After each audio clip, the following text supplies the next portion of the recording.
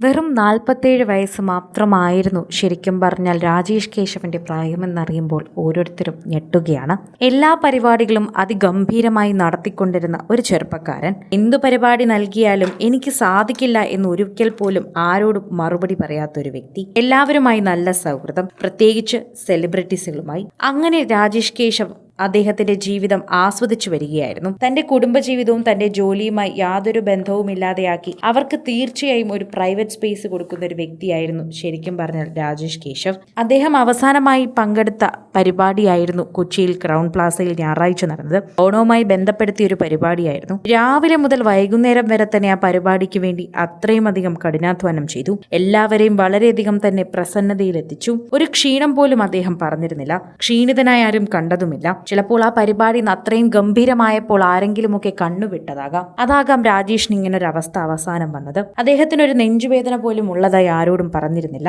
എന്നാൽ മരണത്തോട് മല്ലടിച്ച് ആശുപത്രിയിൽ കഴിയുന്ന അദ്ദേഹത്തിന് വേണ്ടി പ്രാർത്ഥിക്കുകയാണ് എല്ലാവരും. അദ്ദേഹം വേഗം സുഖം പ്രാപിച്ചു വരട്ടെ എന്ന് മാത്രമാണ് എല്ലാവർക്കും ഇതിനോടകം തന്നെ ഇതിനു പിന്നാലെ പറയാനുള്ളത്.